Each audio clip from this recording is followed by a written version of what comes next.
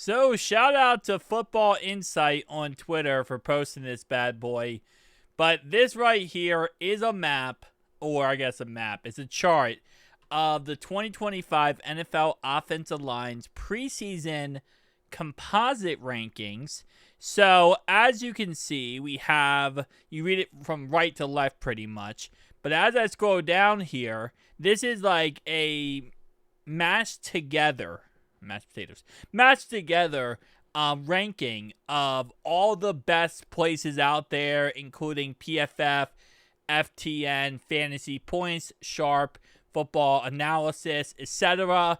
And what they do is, what this guy did here is he actually took all of those together, averaged them, and gave the average ranking based on what they are ranking the offensive line for this upcoming season.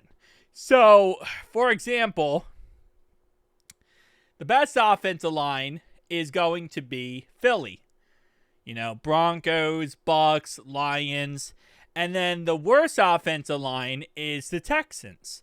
But not far behind the Texans is going to be the Cincinnati Bengals. And then the Seahawks, and then the Giants and Dolphins. Which I can't say how many times I've said in the video, we need to pick up a veteran guard. Potentially pick up a right guard. Fairchild, I think he'll be fine at left guard. Teddy K at center. Right tackle Mims. And left tackle Lander Brown.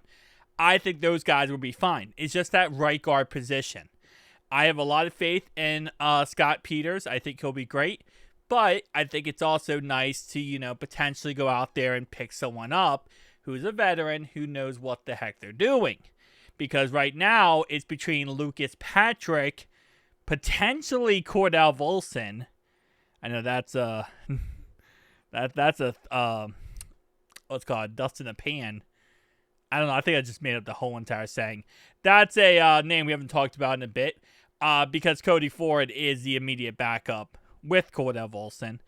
So, and then obviously, potentially Jackson Carman. So, at right guard, we had a problem with it last year with Alex Kappa. And yes, we did fix the left guard position. But again, that's if Fairchild works out, which I truly believe he will. But you got to fix that right guard position, man. You really do. Like,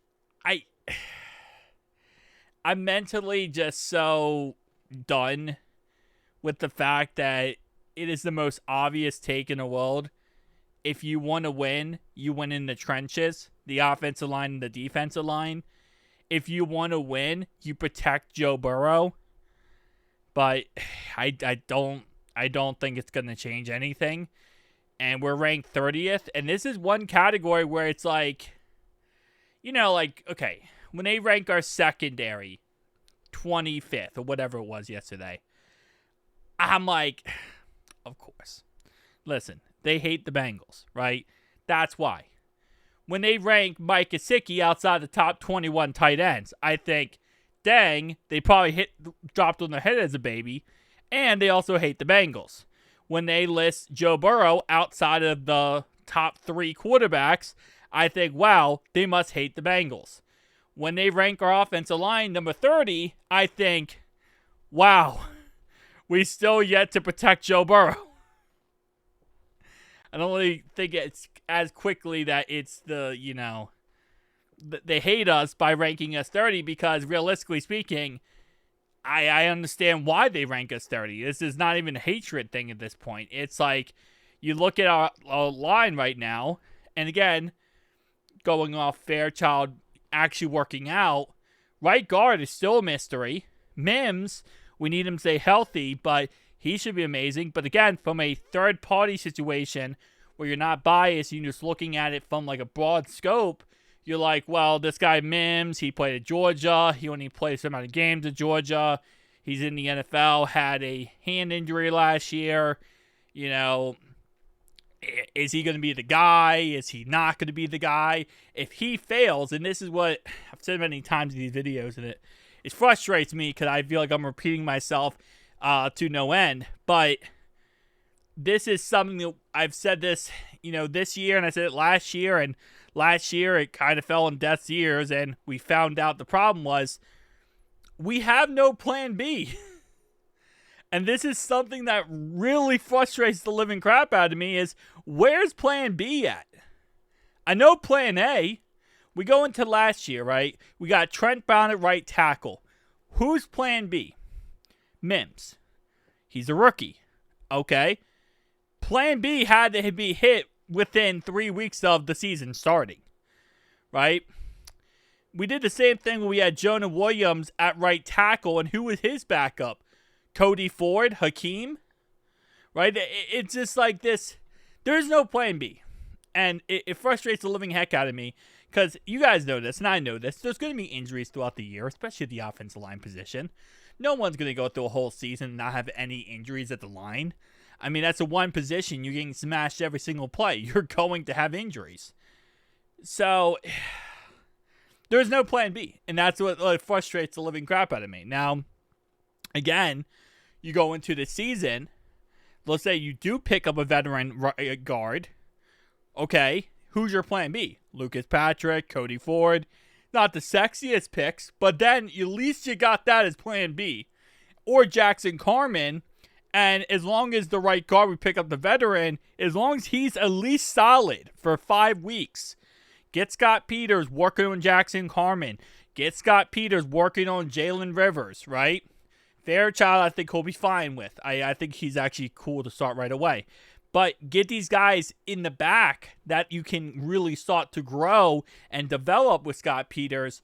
And then if the situation does happen, it happens. Rather than just saying, well, plan A didn't work. What's plan D? Like, I don't know. It's just frustrating. But as always, this offensive line situation, I feel like every year. Been doing this for 3 years now, and I feel like the offensive line situation kind of just is, the Bengals just want to see what Joe Burrow can do without anything. Without any offensive line.